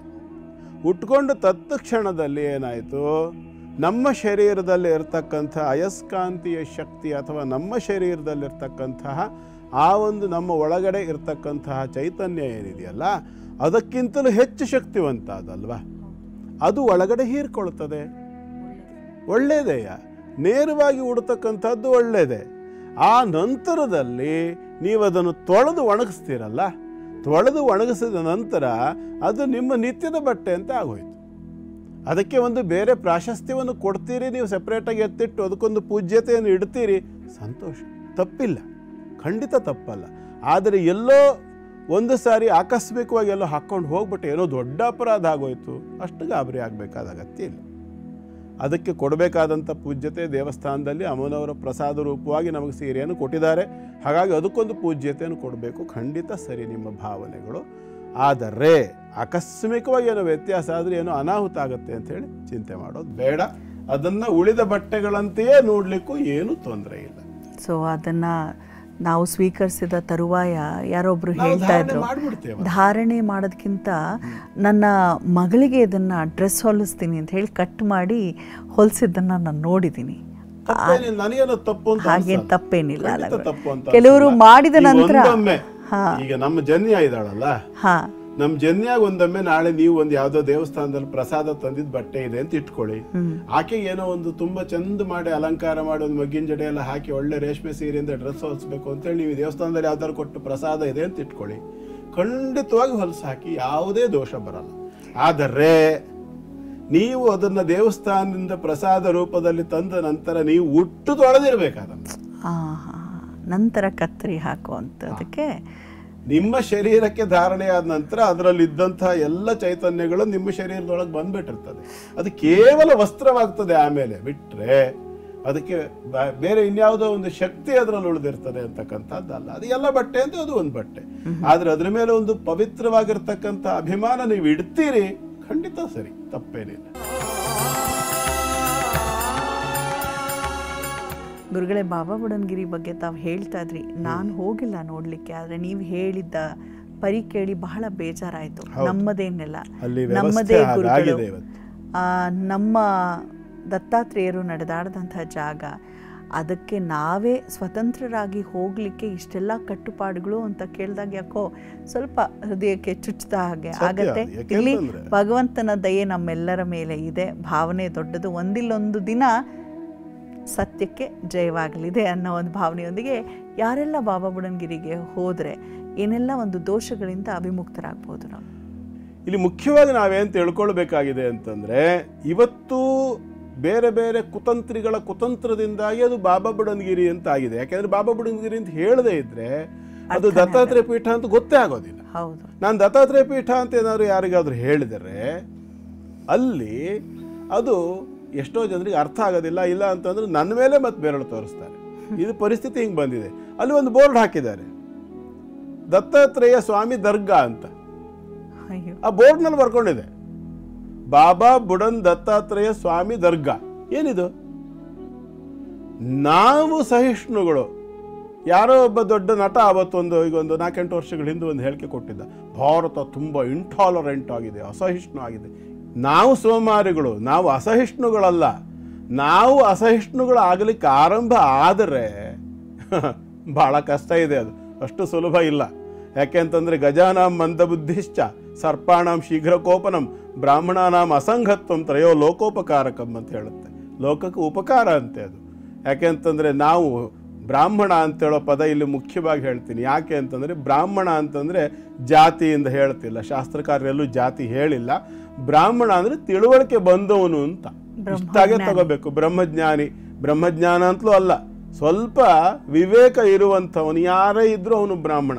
ಯಾರಿಗೆ ಕಲಿಬೇಕು ಅನ್ನೋ ಆಸಕ್ತಿ ಇದೆ, ಯಾರಿಗೆ ದೈವದ ಮೇಲೆ ನಂಬಿಕೆ ಇದೆ, ಯಾರಿಗೆ ಪುನರ್ಜನ್ಮ ಇತ್ಯಾದಿಗಳ ಮೇಲೆ, ಹಿರಿಯರ ಮೇಲೆ ವಿಶ್ವಾಸ ಅಂತಕ್ಕಂಥದ್ದು ಉಂಟು, ಅವನು ಬ್ರಾಹ್ಮಣ. ಅವನು ಯಾರೇ ಇದ್ರೂ ಬ್ರಾಹ್ಮಣ. ಅವನು ಕುರುಬ್ರವನು ಇರ್ಬೋದು, ಗೌಡ್ರು ಇರ್ಬೋದು, ಮತ್ತೊಬ್ಬ ಇರ್ಬೋದು, ಇನ್ನ ಸಂಬಂಧ ಇಲ್ಲ. ಇದು ವರ್ಣಕ್ಕೆ ಸಂಬಂಧಪಟ್ಟಿದ್ದು. ಜಾತಿ ಬಂದಿದ್ದು ಬ್ರಿಟಿಷರಿಂದ, ಜಾತಿ ಬಂದಿದ್ರು ಕೆಲವು ಮನೆ ಮೂರ್ಖರಿಂದ ಜಾತಿ ವ್ಯವಸ್ಥೆ ಬಂದಿದ್ದು. ಹಾಗಾಗಿ ನಾನು ಅದಕ್ಕೆ ಬೆಲೆ ಕೊಡಲ್ಲ, ಪ್ರಾಮಾಣಿಕವಾಗಿ ಹೇಳ್ತೀನಿ. ಎಂದು ನಾವು ಸಂಘಟಿತರಾದೆವೋ ಆವಾಗ ಸಹಿಷ್ಣು ಅಸಹಿಷ್ಣುವಿನ ವ್ಯತ್ಯಾಸ ಅಂಥ ಮನೆ ಮೂರ್ಖರಿಗೆ, ಮನೆ ಹಾಲ್ಟಿಗೆ ಗೊತ್ತಾಗುತ್ತೆ. ಹಾಗಾಗಿ ಇಲ್ಲಿ ದೋಷ ಪರಿಹಾರಕ್ಕೆ ಬರೋಣ ನಾವು. ಇದು ನನ್ನ ಮನಸ್ಸಿನ ಒಳಗಡೆ ಇರತಕ್ಕಂಥ ಬೆಂಕಿ, ಈ ರೀತಿಯಲ್ಲಿ ನಾನು ಹೊರಗೆ ಹಾಕಿದ್ದೀನಿ. ನನ್ನ ವೀಕ್ಷಕರು, ನನ್ನ ಒಂದು ಅಭಿಮಾನಿಗಳು ಏನಿದ್ದೀರಿ ನೀವುಗಳು, ಅಂದರೆ ನೀವು ನನ್ನ ದೇವರಿದ್ದಂಗೆ, ನಮ್ಮ ದೇವ್ರ ಸಮಾನರು ನೀವು. ಅರ್ಥಾತ್ ನಾವು ಪ್ರಯತ್ನ ಮಾಡಿ ಇಂತಹ ಎಲ್ಲ ಜಾಗಗಳಲ್ಲಿರ್ತಕ್ಕಂತಹ ಆ ಒಂದು ಜಾಗವನ್ನು ಮೈಲಿಗೆ ಮಾಡ್ತಕ್ಕಂಥವರನ್ನು ದೂರ ಇಡುವಂಥ ಪ್ರಯತ್ನ ನಾವು ಮಾಡಬೇಕು. ನಮ್ಮಲ್ಲಿ ಆ ವಿವೇಕ ಪ್ರಜ್ಞೆ ಅಂತಕ್ಕಂಥದ್ದು ಜಾಗೃತವಾಗಬೇಕು. ಇದು ಕೋಲು ದೊಣ್ಣೆ ಮಚ್ಚುಲಾಂಗಗಳಿಂದ ಆಗುವಂಥದ್ದಲ್ಲ, ಸಂಘಟನೆಯಿಂದ ಆಗ್ತಕ್ಕಂಥದ್ದು. ನಾವು ಕರ್ಮಠರಾಗಬೇಕು, ನಾವು ಗಟ್ಟಿ ಆಗಬೇಕು. ನಮ್ಮ ಸಂಸ್ಕೃತಿ, ನಮ್ಮ ಸಭ್ಯತೆ, ನಮ್ಮ ನಾಡು ನುಡಿ ನೆಲ, ಇದನ್ನು ಉಳಿಸ್ತಕ್ಕಂಥ ಪ್ರಯತ್ನವನ್ನು ನಾವು ಮಾಡಬೇಕು. ಭಾಷೆ ಎಲ್ಲವೂ ಕೂಡ. ಈ ವಿಷಯಕ್ಕೆ ಬರೋಣ. ದತ್ತಾತ್ರೇಯ ಪೀಠ ಅಂತಕ್ಕಂಥದ್ದು ಇವತ್ತು ಚಿಕ್ಕಮಗಳೂರು ಜಿಲ್ಲೆಯಲ್ಲಿ, ಚಿಕ್ಕಮಗಳೂರು ತಾಲೂಕಿನಲ್ಲಿಯೇ ಇರ್ತಕ್ಕಂಥದ್ದು. ಬೆಟ್ಟದ ಮೇಲೆ ಇರ್ತಕ್ಕಂಥ ಒಂದು ಗುಹೆ, ಆ ಗುಹೆಯ ಒಳಭಾಗದಲ್ಲಿ ದತ್ತಾತ್ರೇಯ ಮಹರ್ಷಿಗಳು ತಪಸ್ಸು ಮಾಡಿರ್ತಕ್ಕಂಥ ಜಾಗ. ಅಲ್ಲಿ ಇವತ್ತು ಅವರ ಪಾದುಕೆ ಅಂತಕ್ಕಂಥದ್ದು ಉಂಟು. ಅಲ್ಲಿ ಇರ್ತಕ್ಕಂಥ ಸ್ವಲ್ಪ ದೂರದಲ್ಲಿ ಹೋದರೆ ಮಾಣಿಕ್ಯಧಾರ ಅಂತಕ್ಕಂಥ ಒಂದು ಪುಟ್ಟ ಜಲಪಾತ ಕೂಡ ಇದೆ. ಆ ಜಲಪಾತದ ನೀರನ್ನು ತಗೊಂಡು ಅಲ್ಲಿಂದ ಬಂದು ನಾವು ಒಂದು ಸ್ವಲ್ಪ ದೊಡ್ಡ ಪ್ರಮಾಣದಲ್ಲಿ ಆ ನೀರನ್ನು ತಗೊಳ್ಬೇಕಾಗತ್ತೆ. ತಗೊಂಡು ಬಂದು ಅಲ್ಲಿಂದ ನಾವು ಬಂದು ದತ್ತಾತ್ರೇಯರ ಆ ಒಂದು ಗುಹೆಯ ಒಳಗೆ ಬಂದು ಆ ಒಂದು ಪಾತ್ರೆಯನ್ನು, ನೀರಿನ ಪಾತ್ರೆಯನ್ನು ಆ ಒಂದು ಪಾದುಕೆಯ ಮುಂದೆ ಇಟ್ಟು ಕೈ ಮುಗಿದು ಓಂ ನಮೋ ಭಗವತೆ ದ್ರಾಂ ದತ್ತಾತ್ರೇಯಾಯ ನಮಃ ಅನ್ನುವಂಥ ಬೀಜಾಕ್ಷರ ಸಹಿತವಾಗಿರ್ತಕ್ಕಂಥ ದತ್ತಾತ್ರೇಯ ಮೂಲ ಮಂತ್ರವನ್ನು ಕನಿಷ್ಠ 1008 ಬಾರಿ ಜಪಿಸಬೇಕು. 1008 ಬಾರಿ ಅಲ್ಲಿಯೇ ಇಟ್ಟು ಜಪಿಸಬೇಕು. ಜಪಿಸುವಂಥ ವ್ಯಕ್ತಿಗೂ ದತ್ತಾತ್ರೇಯರ ಪಾದುಕೆಗೂ ಮಧ್ಯದಲ್ಲಿ ಆ ನೀರಿನ ಪಾತ್ರೆ ಅಂತಕ್ಕಂಥದ್ದು ಇರಬೇಕು. ಈ ರೀತಿಯಾಗಿ ಮಾಡಿ ಆ ನೀರಿನ ಪಾತ್ರೆಯಲ್ಲಿ ದತ್ತಾತ್ರೇಯರ ಒಂದು ಅನುಗ್ರಹ ಚೈತನ್ಯವನ್ನು ತುಂಬಿಸ್ಕೊಂಡು ತಗೊಂಡು ಬಂದು ಆ ನೀರನ್ನು ಉಪಯೋಗಿಸ್ಬೇಕು. ನಾವು ತೀರ್ಥ ರೂಪದಲ್ಲಿ ಅದನ್ನು ಸ್ವೀಕಾರ ಮಾಡಬೇಕು. ತೀರ್ಥದಂತೆ ದಿನ 3 ಚಮಚಗಳಷ್ಟು ತೀರ್ಥದಂತೆ ಅದನ್ನು ಸ್ವೀಕಾರ ಮಾಡ್ತಾ ಬಂದರೆ ದತ್ತಾತ್ರೇಯರ ಅನುಗ್ರಹ ಅಂತಕ್ಕಂಥದ್ದು ಉಂಟಾಗತ್ತೆ. ಯಾವ ಯಾವ ವಿಷಯದಲ್ಲಿ ಯಾವ ಯಾವ ದೋಷ ಪರಿಹಾರವಾಗುತ್ತೆ ಇದರಿಂದ ಅಂತಂದರೆ ಮುಖ್ಯವಾಗಿರತಕ್ಕಂಥದ್ದು 4. ಮೊದಲನೇದು ಯಾವುದು ಅಂತಂದರೆ ಶಾಪ, ಗುರು ಶಾಪ. ವಿಶೇಷವಾಗಿ ಗುರು ಶಾಪ ಅಂತಕ್ಕಂಥದ್ದು ಪರಿಹಾರವಾಗುತ್ತೆ. ಗುರುವಿನ ಅನುಗ್ರಹ ಅಂತಕ್ಕಂಥದ್ದು ಪ್ರಾಪ್ತಿಯಾಗತ್ತೆ. ಇದರ ಜೊತೆಯಲ್ಲಿ ಸ್ತ್ರೀ ಶಾಪಗಳು ಪರಿಹಾರವಾಗುತ್ತೆ. ಇದರ ಜೊತೆಯಲ್ಲಿ ಗೋಹತ್ಯಾದಿ ಮಹಾಪಾತಕಗಳು ಕೂಡ ಪರಿಹಾರವಾಗುತ್ತೆ. ಪ್ರಾಯಶ್ಚಿತ್ತ ರೂಪದಿಂದ ಮಾಡಬೇಕು. ಪುನಃ ಮತ್ತದನ್ನು ಹೇಳ್ತೀನಿ. ಗುರುಶಾಪ, ಸ್ತ್ರೀ ಶಾಪ, ಗೋಶಾಪ ಮತ್ತು ಬ್ರಹ್ಮಶಾಪ ಅಂತಕ್ಕಂಥ 4 ಶಾಪಗಳು ಪರಿಹಾರವಾಗುತ್ತೆ. ಈ 4 ಶಾಪಗಳು ಪರಿಹಾರವಾಗಬೇಕು ಅಂದರೆ ಪ್ರಾಮಾಣಿಕವಾಗಿ ಪಶ್ಚಾತ್ತಾಪವನ್ನು ಪಟ್ಟಿರಬೇಕು. ಜೊತೆಯಲ್ಲಿ ಇನ್ನು ಮುಂದೆ ಯಾವುದೇ ಕಾರಣಕ್ಕೂ ಆ ಕೃತ್ಯಗಳನ್ನು ಪುನಃ ಆವರ್ತನೆ ಆಗದಂತೆ ಎಚ್ಚರಿಕೆ ವಹಿಸಬೇಕು.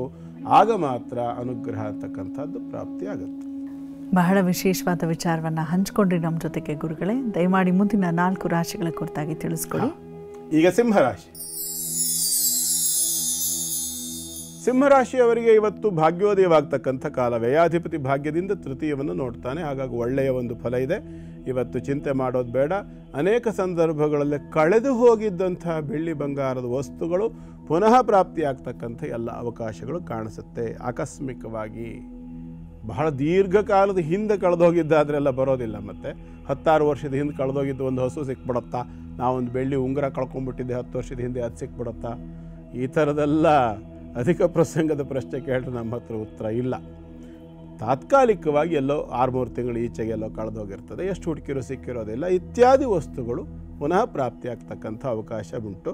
ಅದರ ಜೊತೆಯಲ್ಲಿ ಹೊಸ ವಸ್ತುಗಳನ್ನು ನೀವು ಖರೀದಿ ಮಾಡಲಿಕ್ಕೆ ಕೂಡ, ಬೆಳ್ಳಿ ಬಂಗಾರವನ್ನು ಖರೀದಿ ಮಾಡಲಿಕ್ಕೆ ಕೂಡ ಬಹಳ ಉತ್ಕೃಷ್ಟವಾಗಿರ್ತಕ್ಕಂಥ ಸಮಯ ಇದಾಗಿದೆ. ಪ್ರಯತ್ನವನ್ನು ಸರಿಯಾದ ರೀತಿಯಲ್ಲಿ ಮಾಡಿಕೊಳ್ಬೇಕು. ಜೊತೆಯಲ್ಲಿ ನಷ್ಟದ್ರವ್ಯ ಪ್ರಾಪ್ತಿ, ಪುನಃ ಪ್ರಾಪ್ತಿಗೋಸ್ಕರವಾಗಿರ್ತಕ್ಕಂಥ ಒಂದು ದೇವತಾ ಸ್ವರೂಪ ಇದೆ. ಅದನ್ನು ಕಾರ್ತವೀರ್ಯಾರ್ಜುನ ಅಂತ ಹೇಳ್ತೇವೆ. ಕಾರ್ತವೀರ್ಯಾರ್ಜುನನ ಸ್ಮರಣೆಯಿಂದಾಗಿ ನಷ್ಟದ್ರವ್ಯ ಪ್ರಾಪ್ತಿಯಾಗ್ತದೆ ಅನ್ನುವಂಥ ಮಾತು. ಆರಾಧನೆ ಮಾಡಿಕೊಳ್ಳಿ. ಶುಭವಾಗಲಿ. ಮುಂದಿನದು ಕನ್ಯಾ ರಾಶಿ. ಕನ್ಯಾ ರಾಶಿಯವರಿಗೆ ಇವತ್ತು ಚಂದ್ರಾಷ್ಟಮ ಯೋಗದ ದಿನ. ಅರ್ಥಾತ್ ಬಹಳ ವಿಚಿತ್ರವಾದ ಸ್ಥಿತಿ. ಲಾಭಾಧಿಪತಿಯಾಗಿ ಅಷ್ಟಮದಿಂದ ಧನವನ್ನು ನೋಡ್ತಾನೆ. ಅಂದರೆ ದುರ್ಮಾರ್ಗದಲ್ಲಿ ಅಥವಾ ಅಡ್ಡದಾರಿಯಲ್ಲಿ ಸಂಪಾದನೆ ಮಾಡ್ತಾ ಇರತಕ್ಕಂತಹ ಕೆಲವು ವ್ಯಕ್ತಿಗಳಿಗೆ ಇವತ್ತಿನ ದಿನ ಬಹಳ ಒಂಥರ ರಾಜಯೋಗ ಅಂತ ಹೇಳ್ತಾರಲ್ಲ, ಆ ಒಂದು ರಾಜಯೋಗದ ದಿನ. ಕರ್ಮ ಲಾಭಾಧಿಪತಿಗಳು ಪರಸ್ಪರ ದೃಷ್ಟಿಯನ್ನು ರಾಶ್ಯಾಧಿಪತಿ ಮತ್ತು ತೃತೀಯಾಧಿಪತಿಯೊಂದಿಗೆ ಹೊಂದತಕ್ಕಂಥದ್ದಾದರೂ ಅಷ್ಟಮಾಧಿಪತಿಯು ಮತ್ತು ನಿಮ್ಮ ರಾಶಿಗೆ ಮಿತ್ರನಲ್ಲದ ಮಂಗಳನೊಂದಿಗೆ ಇರ್ತಕ್ಕಂಥದ್ದು. ಪಾಪ ಮೂಲಕವಾಗಿ ಧನ ಸಂಚಯವಾಗ್ತಕ್ಕಂಥ ಲಕ್ಷಣ ಕಾಣಿಸ್ತದೆ. ಕನ್ಯಾ ರಾಶಿಯವರಿಗೆ ಎಚ್ಚರಿಕೆ ವಹಿಸ್ಕೊಳ್ಳಿ. ನಿಮಗೆ ಬರ್ತಾ ಇರ್ತಕ್ಕಂಥ ಹಣ ಯಾರೋ ಒಬ್ಬರು ನಿಮಗೆ ಉಡುಗೊರೆ ಕೊಡಬಹುದು. ಇವತ್ತು ಬೆಳ್ಳಿ ಬಂಗಾರವನ್ನು ಕೊಡಬಹುದು, ಅಥವಾ ವಸ್ತ್ರವನ್ನು ಕೊಡಬಹುದು, ಧಾನ್ಯಗಳನ್ನು ತಂದು ಒಪ್ಪಿಸಬಹುದು. ಆದರೆ ನೆನ್ಪಿಟ್ಕೊಳ್ಳಿ, ಕೊಡ್ತಕ್ಕಂಥ ವ್ಯಕ್ತಿಗಳು ಯಾವ ಮಾರ್ಗದಿಂದ ಸಂಪಾದನೆ ಮಾಡಿರಬಹುದು ಅಂತ ಯೋಚನೆ ಮಾಡಿ. ಯಾವುದಾದ್ರೂ ಒಬ್ಬ ವ್ಯಕ್ತಿ ನಮಗೆ ಸುಮ್ಮನೆ ಯಾವುದನ್ನು ಕೊಡೋದಿಲ್ಲ ಅಲ್ವಾ. ನಮ್ಮವರು ನಮಗೆ ಕೊಡ್ತಕ್ಕಂಥದ್ದು ಅಂದರೆ ಅಭಿಮಾನ ಪ್ರೀತಿಯಿಂದ ಆಶೀರ್ವಾದ ಪೂರ್ವಕವಾಗಿ ಕೊಡಬಹುದು. ಆದರೆ ಯಾರೋ ಒಬ್ಬ ವ್ಯಕ್ತಿ ಯಾವುದೋ ಒಂದು ವಸ್ತುವನ್ನು ತಂದು ತಗೊಳ್ಳಿ ನೀವು ಅಂತ ಕೊಡ್ತಿದ್ದಾನೆ ಅಂದರೆ ಅದ್ರ ಹಿಂದೆ ಅವನ ಉದ್ದೇಶ ಏನಿದೆ ಅನ್ನೋದು ಬೇಕಲ್ವಾ. ಹಾಗಾಗಿ ಉದ್ದೇಶವನ್ನು ತಿಳ್ಕೊಳ್ಳದೆ ಯಾವ ವಸ್ತುಗಳನ್ನು ಸ್ವೀಕಾರ ಮಾಡಬೇಡಿ, ಎಚ್ಚರಿಕೆಯಿಂದ ಇರಿ ಅಂತ ಹೇಳಲಿಕ್ಕೆ ಇಷ್ಟಪಡ್ತೀನಿ. ಜೊತೆಯಲ್ಲಿ ಇವತ್ತು ನೀವು ಮುಖ್ಯವಾಗಿ ಶ್ರೀರಾಮಚಂದ್ರನನ್ನು ಉಪಾಸನೆ ಮಾಡಿಕೊಳ್ಳಿ. ಶುಭವಾಗಲಿ. ಮುಂದಿಂದು ತುಲಾರಾಶಿ.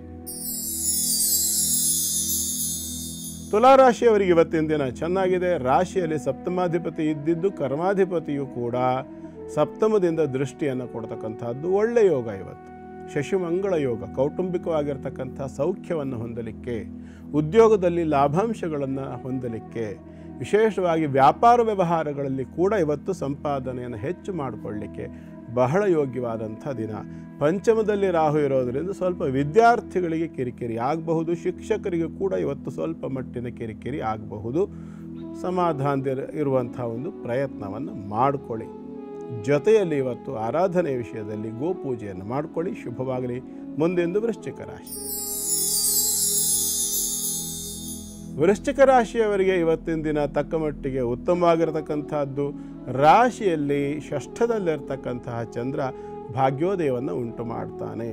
ಆದರೆ ವ್ಯಯದಲ್ಲಿರ್ತಕ್ಕಂಥ 2 ಗ್ರಹಗಳ ದೃಷ್ಟಿ ಇರೋದರಿಂದ ಆ ಉಂಟಾದಂಥ ಭಾಗ್ಯವನ್ನು ಗಟ್ಟಿಯಾಗಿ ನಿಲ್ಲಿಸ್ಕೊಳ್ಳಿಕ್ಕೆ ಸ್ವಲ್ಪ ಕಷ್ಟವಾಗುತ್ತೆ. ಯಾಕೆ ಅಂದರೆ ಬುಧ ಮಂಗಳರು ಪರಸ್ಪರ ಮಿತ್ರರಲ್ಲ, ಅಲ್ಲಿ ಚಂದ್ರನೊಂದಿಗೂ ಪರಸ್ಪರ ಮಿತ್ರತ್ವ ಇಲ್ಲದೆ ಇರತಕ್ಕಂಥ ಬುಧ ಚಂದ್ರನು. ಹಾಗಾಗಿ ಬರ್ತಕ್ಕಂಥ ಅನುಕೂಲಗಳು ಕೂಡ ಪರ್ಯಾಯವಾಗಿ ಅನಾನುಕೂಲಗಳಾಗ್ತಕ್ಕಂಥ ಲಕ್ಷಣ ಇದೆ. ದೈವ ಬಲವನ್ನು ಕೊಡಬೇಕಾದ ಗುರುಗ್ರಹ ಕೂಡ ಅಷ್ಟಮದಲ್ಲಿ ಕೂತು ಬಹಳ ದಿವಸ ಆಯಿತು. ಇನ್ನೂ 8-10 ದಿವಸ ಅಲ್ಲೇ ಇರ್ತಾನೆ. ಅಕ್ಟೋಬರ್ 18ಕ್ಕೆ ಗುರು ರಾಶಿ ಬದಲಾವಣೆ ಆಗ್ತಕ್ಕಂಥ ಲಕ್ಷಣ ಇದೆ. ಹಾಗಾಗಿ ಅಲ್ಲಿವರೆಗೆ ತುಂಬ ಎಚ್ಚರಿಕೆ ಬೇಕು. ಅನಾವಶ್ಯಕವಾಗಿರ್ತಕ್ಕಂಥ ಯಾವುದೇ ಕಾಂಟ್ರವರ್ಸಿಗಳಿಗೆ ಸಿಗಾಕೊಳ್ಳದಲೇ ಎಚ್ಚರಿಕೆಯಿಂದ ದಿನಗಳನ್ನು ಕಳ್ಕೊಳ್ಳಿ. ಮತ್ತು ಜ್ಞಾನಕ್ಕೋಸ್ಕರವಾಗಿ ದತ್ತಾತ್ರೇಯರನ್ನು ಆರಾಧನೆ ಮಾಡಿಕೊಳ್ಳಿ. ಶುಭವಾಗಿ.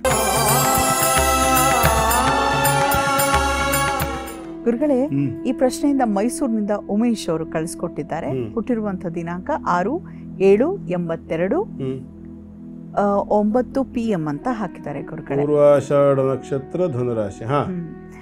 ತುಂಬಾ ಚೆನ್ನಾಗಿ ಕಾರ್ಯಕ್ರಮ ಮೂಡ್ ಬರ್ತಾ ಇದೆ. ದಯಮಾಡಿ ಹೀಗೆ ಮುಂದುವರಿಸಿ, ಒಳ್ಳೇದಾಗ್ಲಿ ಅಂತ ಹಾರೈಸಿದ್ದಾರೆ. ಧನ್ಯವಾದಗಳು ಉಮೇಶ್ ಅವರೇ.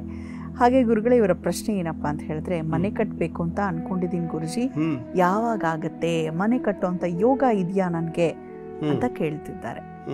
ಎಲ್ಲರಿಗೂ ಗೊತ್ತು, ಅಲ್ಲಿರುವುದು ನಮ್ಮ ಮನೆ, ಇಲ್ಲಿರುವುದು ನಾವು ಸುಮ್ಮನೆ ಅಂತ. ಆದ್ರೂ ಒಂದು ಹಪಹಪಿ, ನಮ್ದೇ ಆದಂತ ಒಂದು ಜಾಗ, ಯಾವುದು ಶಾಶ್ವತ ಅಲ್ಲ ಅಂತ ಗೊತ್ತಿದ್ರು ಮನುಷ್ಯ ನಾವು ಆ ಒಂದು ಭ್ರಮೆಲೇ ಬದುಕ್ತೀವಿ. ಸತ್ಯದ ಕಡೆಗೆ ಮುಖನೇ ಮಾಡಲ್ಲ ಅಲ್ವಾ ಗುರುಜಿ? ನಿಜವಾಗಿ ಒಳ್ಳೆ ಮಾತನ್ನು ಹೇಳಿದ್ರಿ. ನಾವು 1-2 ಇದು ಹೇಗೆ ಅಲ್ಲಿದೆ ನಮ್ಮನೆ, ಇಲ್ಲಿರುವುದು ಸುಮ್ಮನೆ ಅಂತ ಹೇಳ್ತೀವಲ್ಲ, ಹಂಗೆ ಯಾಕೆ ಬರಬೇಕು ಇಲ್ಲಿಗೆ? ಇಲ್ಲಿರುವುದು ಸುಮ್ಮನೆ ಹೌದು, ಆದ್ರೆ ಇಲ್ಲಿಯೂ ಒಂದು ಬೇಕು ನಮ್ಮನೆ. ಅಲ್ಲಿದೆ ನಮ್ಮನೆ ನಿಜ, ಇಲ್ಲಿ ಬಂದಿರೋದು ಸುಮ್ಮನೆ ಅಲ್ಲ, ಇಲ್ಲಿ ಬಂದಿರೋದು ಮಾಡಲಿಕ್ಕೆ ಸಾಧನೆ. ಆ ಸಾಧನೆಗೆ ಸಾಧಕವಾಗಿರ್ತಕ್ಕಂಥದ್ದು ಮನೆ, ತಪ್ಪೇನು ಇಲ್ಲ. ಹಾಗಾಗಿ ಇದು ಸುಮ್ಮನೆ, ಅದು ನಮ್ಮನೆ, ಅದು ನಮ್ಮನೆ ಯಾರು ಅಲ್ಲೇ ಇರ್ಬೇಕಾಯ್ತು, ಇಲ್ಲಿ ಯಾಕೆ ಬರ್ಬೇಕಾಯ್ತು? ಇಲ್ಲಿ ಬಂದಿದ್ದು ಸಾಧನೆ ಮಾಡಲಿಕ್ಕೆ. ನೀವು ಇನ್ನೊಂದು ಥರ ಯೋಚನೆ ಮಾಡಿ ನೋಡಿ ಗುರುಗಳೇ, ಆಸ್ತಿ ಮಾಡ್ತಾರೆ ಅಪ್ಪ ಅಮ್ಮ, ಅವರು ತೀರಿ ಹೋದ ನಂತರ ಮಕ್ಕಳು ಆ ಆಸ್ತಿಗಾಗಿ ಕಿತ್ತಾಡೋದ್ರಲ್ಲೇ ಜೀವನ ಸವಿಸ್ಬಿಡ್ತಾರೆ. ನಾನೇನು ಮಾಡ್ಕೊಳ್ಬೇಕು, ನಾನು ಸಾಧನೆ ಮಾಡಬೇಕು, ನಾನು ಬೆಳಿಬೇಕು ಅನ್ನೋದ್ರಿಂದ ವಿಮುಖರಾಗಿ ಅಪ್ಪ ಅಮ್ಮ ಮಾಡಿಟ್ಟಿರೋಂಥ ಆಸ್ತಿಗಾಗಿ ಕಿತ್ತಾಡೋದ್ರಲ್ಲೇ ಮರ್ತೋಗುತ್ತೆ ಅಲ್ವಾ? ಹಾಗಾಗಿ ಅದಕ್ಕಾಗಿ ನಾನು ಯಾವಾಗ್ಲೂ ಆ ಶಿವಾನಂದ ಶಿವಾಚಾರ್ಯ ಗುರುಗಳ ಒಂದು ಮಾತು ಹೇಳ್ತಿರ್ತೀನಿ, ಮಕ್ಕಳಿಗಾಗಿ ಆಸ್ತಿ ಮಾಡಬೇಡಿ, ಮಕ್ಕಳನ್ನೇ ಆಸ್ತಿಯನ್ನಾಗಿ ಮಾಡಿ ಅಂತ ತುಮಕೂರಿನ ಶ್ರೀಗಳು ಮಕ್ಕಳಿಗೆ ಆಸ್ತಿ ಮಾಡಿ ಮತ್ತೆ ರಂಪಕ್ಕೆ ಕಾರಣ ಆಗೋಕ್ಕಿಂತ ಮಕ್ಕಳಿಗೆ ಸಾಕಷ್ಟು ವಿದ್ಯೆ ಕೊಡಿ, ಬೇಕಾದಷ್ಟು ವಿದ್ಯೆ ಕೊಡಿ, ನಿಜವಾದ ಅವರಿಗೆ ಜ್ಞಾನವನ್ನು ಕೊಡಿ, ತಿಳುವಳಿಕೆ ಕೊಡಿ, ವಿವೇಕ ಕೊಡಿ, ಸಂಸ್ಕಾರ ಕೊಡಿ. ಇದರಿಂದಾಗಿ ಮನೆ ಕಟ್ಟಿ ಏನೋ ದೊಡ್ಡ ಅರಮನೆ ಅಂತ ಕನ್ನಡದಲ್ಲಿ ಒಂದು ಶಬ್ದ ಇದೆಯಲ್ಲ, ಅರಮನೆ ಅಂದ್ರೆ 2 ಅರ್ಥ ಇದೆ. ಒಂದು ಅರಮನೆ ಅಂದ್ರೆ ಭವ್ಯವಾಗಿ ಕಟ್ಟಿರುವಂಥದ್ದು ಎಲ್ಲರಿಗೂ ಗೊತ್ತು, ಇನ್ನೊಂದು ಅರ್ಧಂಬರ್ಧ ಕಟ್ಟಿರೋದು ಅಂತ ಅರಮನೆ. ಹಾಗಾಗಿ ನಾವು ಎಂಥದ್ದೇ ಮಾಡಿದ್ರು ಅರೆಮನೆ ವಿಚಾರಕ್ಕೆ ಬರೋಣ. ಇಲ್ಲಿ ಉಮೇಶ್ ಅವರೇ, ನೀವು ಕಳಿಸಿರೋ ಡೇಟ್ ಆಫ್ ಬರ್ತ್ ಟೈಮ್ ಪ್ರಕಾರ ನಿಮ್ಮದು ಪೂರ್ವಾಷಾಢ ನಕ್ಷತ್ರ ಧನುರಾಶಿ ಆಗುತ್ತೆ, ಮಕರ ಲಗ್ನ ಆಗುತ್ತೆ. ಚತುರ್ಥಾಧಿಪತಿ ಆಗಿರ್ತಕ್ಕಂಥ ಮಂಗಳನ ದಶೆ ನಿಮ್ಗೆ ಯಾವತ್ತೋ ಕಳೆದು ಹೋಗಿದೆ. ಅರ್ಥ ಆಯ್ತಲ್ಲ? ಅಂದರೆ ಮನೆ ಕಟ್ಟಲಿಕ್ಕೆ ಸಂಬಂಧಪಟ್ಟಿರ್ತಕ್ಕಂಥ ಗ್ರಹವಾದ ಮಂಗಳನ ದಶೆ ಯಾವತ್ತೋ ಕಳೆದು ಹೋಗಿದೆ. ಹಾಗಾಗಿ ನಂಗೆ ಮನೆ ಕಟ್ಟೋ ಯೋಗವೇ ಇಲ್ವ ಗುರುಗಳೇ? ಅದ್ಭುತವಾಗಿರ್ತಕ್ಕಂಥ ಒಂದು ಯೋಗ ಎಲ್ಲಿ ನಿಮ್ಮ ಜಾತಕದಲ್ಲಿದೆ ಅಂದರೆ, ಲಗ್ನಾತ್ ಮನೆ ಕಟ್ಟಲಿಕ್ಕೆ ಸಂಬಂಧಪಟ್ಟಿರ್ತಕ್ಕಂಥ ಗ್ರಹ ಯಾವುದಿದೆ ಮಂಗಳ, ಅದರ ದಶೆ ಕಳೆದಿದ್ದರೂ ಅವನು ಬಹಳ ಉತ್ತಮವಾದಂಥ ಯೋಗವನ್ನು ಜಾತಕದಲ್ಲಿ ಕೊಡ್ತಾನೆ, ಶನೈಶ್ಚರನೊಂದಿಗೆ, ನಿಮ್ಮ ಜನ್ಮ ಲಗ್ನ ಮತ್ತು ಧನಾಧಿಪತಿಯೊಂದಿಗೆ. ಹಾಗಾಗಿ ಕಾಲ ಬರ್ತಿದೆ. 2027ನೇ ಇಸವಿ ಫೆಬ್ರವರಿ ತಿಂಗಳಿನಲ್ಲಿ ನಿಮಗೆ ರಾಹು ಬೃಹಸ್ಪತಿ ಸಂಧಿ ಇದೆ, ಕಂಟಕ ಇದೆ ಒಂದು. ಹಾಗಾಗಿ 2026ನೇ ಇಸವಿ ಅಕ್ಟೋಬರ್ ತಿಂಗಳಿನಲ್ಲಿ ಆ ರಾಹು ಬೃಹಸ್ಪತಿ ಸಂಧಿಗೆ ಯೋಗ್ಯವಾಗಿರತಕ್ಕಂಥ ಶಾಂತಿಯ ಹೋಮವನ್ನು ಮಾಡಿಸ್ಕೊಳ್ಳಿ. ಇದಾದ ನಂತರ 2027ನೇ ಇಸವಿಯ ಫೆಬ್ರವರಿ ತಿಂಗಳಿನಲ್ಲಿ ನಿಮಗೆ ರಾಹು ದಶೆ ಮುಕ್ತಾಯವಾಗುತ್ತೆ, ಗುರು ದಶೆ ಆರಂಭ ಆಗುತ್ತೆ. ಗುರು ನಿಮಗೆ ಲಾಭಸ್ಥಾನದಲ್ಲಿದ್ದು, ಚಂದ್ರಾತ್ ಲಾಭಸ್ಥಾನದಲ್ಲಿದ್ದು, ಚತುರ್ಥಕ್ಕೆ ಮೇಷಕ್ಕೆ ದೃಷ್ಟಿ. ನಿಮ್ಮದು ಪೂರ್ವಾಷಾಢ ನಕ್ಷತ್ರ, ಧನುರಾಶಿ, ವೃಶ್ಚಿಕದಲ್ಲಿರ್ತಕ್ಕಂಥ ಗುರು ನಿಮ್ಮದು. ಹಾಗಾಗಿ ಒಳ್ಳೆಯ ಒಂದು ಯೋಗ ಇದೆ. ಹಾಗಾಗಿ ಚಿಂತೆ ಮಾಡಬೇಡಿ. ಆ ನಂತರದಲ್ಲಿ ನಿಮಗೆ ಯಾವಾಗ 2027ರ ಫೆಬ್ರವರಿ ಕಳೆಯುತ್ತೆ, ಆಗ ನಿಮಗೆ ಮನೆ ಕಟ್ಟುವ ಯೋಗ ತುಂಬ ಚೆನ್ನಾಗಿ ಬರುತ್ತೆ. ಈ ಗಡಿಬಿಡಿ ಮಾಡೋಕ್ಕೆ ಹೋಗಬೇಡಿ. ಅಷ್ಟರೊಳಗಡೆ ಬೇಕಾಗಿರ್ತಕ್ಕಂಥ ಎಲ್ಲ ವ್ಯವಸ್ಥೆ ಮಾಡ್ಕೊಳ್ಳೋದಕ್ಕೆ ಟೈಮ್ ಇದೆ. ಆ ನಂತರದಲ್ಲಿ ಕಟ್ಟಿಸೋ ಪ್ರಯತ್ನ ಮಾಡಿ. ಖಂಡಿತವಾಗೂ ನಿಮ್ಮ ಮನೆ ಸಿದ್ಧವಾಗುತ್ತೆ. ಪ್ರಯತ್ನ ಪಡಿ. ಒಳ್ಳೆಯದಾಗಲಿ. ಮತ್ತು ಗೃಹ ಪ್ರವೇಶಕ್ಕೆ ನಮ್ಮನ್ನು ಕರೆಯೋದು ಮರಿಬೇಡಿ. ಉಮೇಶ್ ಅವರೇ, ಧನ್ಯವಾದಗಳು. ಒಳ್ಳೆಯದಾಗಲಿ. ಆದಷ್ಟು ಬೇಗ ನಿಮ್ಮ ಮನೆ ಕಂಪ್ಲೀಟ್ ಆಗಲಿ ಅಥವಾ ಕಟ್ಸೋದಕ್ಕೆ ಪ್ರಾರಂಭ ಮಾಡಿ ಅಂತ ಹೇಳ್ತಾ, ವೀಕ್ಷಕರೇ, ನಿಮಗೂ ಕೂಡ ಇಂಥದ್ದೇನಾದರೂ ಪ್ರಶ್ನೆಗಳಿದ್ದರೆ ದಯಮಾಡಿ ಬರೆದು ಕಳಿಸಿ ಕೆಳಗೆ ಕಾಣಿಸ್ತಿರುವಂಥ ವಾಟ್ಸಪ್ ನಂಬರಿಗೆ. ಇನ್ನು ಇಮೇಲ್ ಮುಖೇನ ಅಥವಾ ಪತ್ರದ ಮುಖೇನ ಕೂಡ ಬರೆದು ಕಳಿಸಿ. ನಿಮ್ಮ ಪ್ರಶ್ನೆಗೆ ಗುರುಗಳು ಖಂಡಿತ ಉತ್ತರ ನೀಡ್ತಾರೆ ಅಂತ ಹೇಳ್ತಾ, NKR TV ಕನ್ನಡ ಯೂಟ್ಯೂಬ್ ಚಾನಲ್ನಲ್ಲಿ ನಮ್ಮ ಕಾರ್ಯಕ್ರಮ ಯಾವಾಗ ಬೇಕಾದರೂ ನೀವು ವೀಕ್ಷಿಸಬಹುದು. NKR ವಾಹಿನಿ ಅಣುವಿನಲ್ಲೂ ಕನ್ನಡತನ ಸಾದರಪಡಿಸ್ತೇವೆ ನಾವು ಅಂತ ಹೇಳ್ತಾ, ಗುರುಗಳೇ, ಕೊನೆಯ 4 ರಾಶಿಗಳು. ಧನುರಾಶಿಯನ್ನು ನೋಡೋಣ. ಧನುರಾಶಿಯವರಿಗೆ ಇವತ್ತಿನ ದಿನ ತಕ್ಕಮಟ್ಟಿಗೆ ಉತ್ತಮವಾಗಿರ್ತಕ್ಕಂಥ ದಿನ. ಕಾರಣ ಏನು ಅಂತಂದರೆ, ನಿಮ್ಮ ರಾಶಿಗೆ ಅಷ್ಟಮದಲ್ಲಿರ್ತಕ್ಕಂತಹ ಚಂದ್ರ ಪಂಚಮಕ್ಕೆ ಬಂದಿದ್ದಾನೆ. ಪೂರ್ವ ಪುಣ್ಯ ಸ್ಥಾನದಲ್ಲಿದ್ದು ಉತ್ತಮವಾದಂಥ ಫಲವನ್ನು ಕೊಡ್ತಾನೆ. ಸಾಕಷ್ಟು ಆರೋಗ್ಯದಲ್ಲಿ ಚೇತರಿಕೆಯನ್ನು ಕೊಡ್ತಾನೆ, ವೃದ್ಧಿಯನ್ನು ಸೂಚಿಸ್ತಾನೆ. ಎಲ್ಲವೂ ಸಹ ಉತ್ತಮವಾಗಿದ್ದಂಥ ಒಂದು ಫಲಗಳನ್ನು ನೋಡುವಂಥ ಅವಕಾಶ. ಪಂಚಮಾಧಿಪತಿಯಾದ ಆ ಒಂದು ಇವನು ಕೂಡ ದೃಷ್ಟಿ ಕೊಡ್ತಾನೆ, ಮಂಗಳ ಕೂಡ ದೃಷ್ಟಿ ಕೊಡ್ತಾನಲ್ವಾ. ಹಾಗಾಗಿ ಸಪ್ತಮದಿಂದ ಗುರುವಿನ ದೃಷ್ಟಿ ಕೂಡ ಇದೆ. ತುಂಬ ಚೆನ್ನಾಗಿದೆ. ಚಿಂತೆ ಮಾಡಬೇಡಿ. ಇವತ್ತಿನ ದಿನ ನೀವೇನು ಮಾಡಿ ಅಂತಂದರೆ, ಅಶ್ವತ್ಥ ಪ್ರದಕ್ಷಿಣೆಯನ್ನು ಮಾಡಿಕೊಳ್ಳಿ. 10 ಗಂಟೆ ಒಳಗೆ ಮಾಡಬೇಕು. ಆಮೇಲೆ ಮಾಡಿದರೆ ಉಪಯೋಗ ಇಲ್ಲ. 16 ಸುತ್ತು 16 ನಮಸ್ಕಾರವನ್ನು ಮಾಡಿಕೊಂಡು, ಸಾಧ್ಯವಾದರೆ ವಿದ್ಯಾರ್ಥಿಗಳಿಗೆ ಏನಾದರೂ ಸಮಸ್ಯೆ ಅಂತಕ್ಕಂಥದ್ದಿದ್ದರೆ ಮುತ್ತುಗದ ಎಲೆಯಲ್ಲಿ ಮಧ್ಯಾಹ್ನ ಮೊಸರನ್ನು, ರಾತ್ರಿ ಹಾಲನ್ನವನ್ನು ಊಟ ಮಾಡೋದನ್ನು ಶುರು ಮಾಡಿ. ಇವತ್ತಿನಿಂದ ಸಾಕಷ್ಟು ಅಭಿವೃದ್ಧಿ ಅಂತಕ್ಕಂಥದ್ದಾಗತ್ತೆ. ಶುಭವಾಗಲಿ. ಮುಂದಿಂದು ಮಕರ ರಾಶಿ. ಮಕರ ರಾಶಿಯವರಿಗೆ ಇವತ್ತಿನ ದಿನ ತುಂಬ ಉತ್ತಮವಾಗಿರ್ತಕ್ಕಂಥ ದಿನ. ಸಪ್ತಮಾಧಿಪತಿಯಾಗಿ ಚತುರ್ಥದಲ್ಲಿರ್ತಕ್ಕಂಥದ್ದು ಕಲ್ಯಾಣಕರನಾಗಿರ್ತಕ್ಕಂಥ ಚಂದ್ರ. ಅರ್ಥಾತ್ ಏನಂತಂದರೆ, ಮದುವೆ ಪ್ರಯತ್ನ ಇತ್ಯಾದಿಗಳು, ಮಂಗಳ ಕಾರ್ಯಗಳ ಪ್ರಯತ್ನಗಳು ಎಲ್ಲವೂ ಕೂಡ ಕೈಗೊಡ್ತಕ್ಕಂಥದ್ದು.